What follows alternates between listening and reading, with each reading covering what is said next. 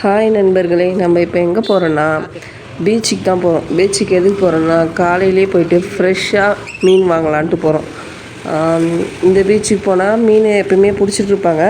ஆனால் காலையில் ஒரு 9 மணிக்குள்ளே நம்ம போயிட்டோன்னா நல்லா ஃப்ரெஷ்ஷான மீன் நண்டு இறா எல்லாமே கிடைக்கும். ஆனால் 8 மணிக்கெலாம் போயிடணும். 9 மணிக்கெலாம் போனால் மீன் இருக்கும். ஆனால் அங்கே என்ன மீன் இருக்கோ அதை நம்ம வாங்கிட்டு வரலாம். மீன் ஃப்ரெஷ்ஷாக இருக்கும். மீன் வாங்க போனதுனால அப்படியே கொஞ்சம் நேரம் ஜாலியாக காற்றோட்டமாக பீச்சோட அலையில் காலை நனைச்சிட்டு அதுக்கப்புறம் அப்படியே போய் மீன் வாங்க வேண்டியது தான். எப்போல்லாம் மீன் வாங்கணும், மீன் சாப்பிட்ணுன்னு ஆசை வருதோ அப்போல்லாம் பீச்சுக்கு போவோம். பீச்சில் போயிட்டு கொஞ்சம் நேரம் நின்று வந்துட்டு அதுக்கப்புறமா மீன் வாங்கிட்டு வருவோம். இன்றைக்கி நான் என்ன வாங்கினேன்னா, இந்த சென்னாக்குண்ணி ரொம்ப நாளாக வாங்கணுன்னு இருந்தேன்.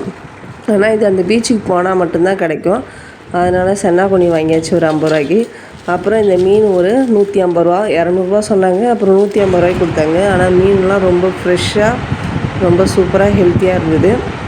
அதாவது ஐஸ் போட்ட மீன் அந்த மாதிரிலாம் இல்லை, அவங்க ஃப்ரெஷ்ஷாக பிடிச்சிட்டு வந்த மீன். அதனால் நல்லா இருந்தது. அதை வாங்கிட்டு அப்படியே மீன் குழம்பு வைக்க ரெடி பண்ணியாச்சு. மீன் குழம்பு வச்சுட்டு மீன் வறுவல் தான் செஞ்சுருந்தேன்.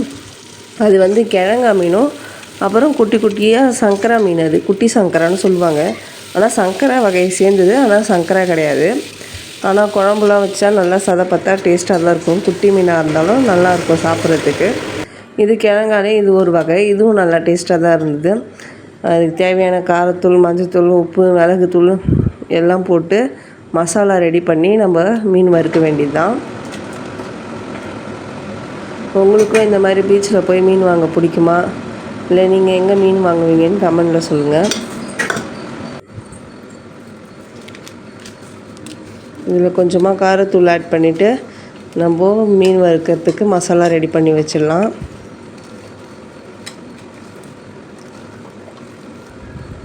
ஆனால் இந்த மீன் வறுத்து சாப்பிட்டா சுட சுட அவ்வளோ டேஸ்ட்டாக இருக்கும்.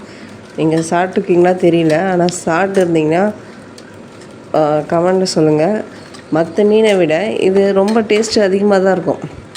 ஏன்னா நம்ம விலை அதிகமாக கொடுத்து வாங்குறதை விட இது ஓரளவு நல்லாவே டேஸ்ட்டாக இருக்கும். சாதம் காலையிலேயே வடித்தாச்சு.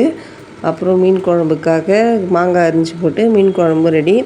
இதுதான் மீன் குழம்புக்காக வச்சுருந்த மீன். எல்லாம் குட்டி குட்டி மீன் தான், ஆனால் நல்லாயிருக்கும். அதை மீன் குழம்புல போட்டாச்சு. அடுத்து தான் நம்மளுடைய மீன் குழம்பு ரெடி. அப்படியே ஒரு பக்கம் மீன் வறுவலுக்கு ரெடி பண்ணியாச்சு. மீன் தோசைக்கல்லில் போட்டு மீன் வறுக்க வேண்டியது தான். அப்படியே சுட சுட வறுத்து சாப்பிட்டு பாருங்கள். மீன் அவ்வளோ டேஸ்ட்டாக இருக்கும்.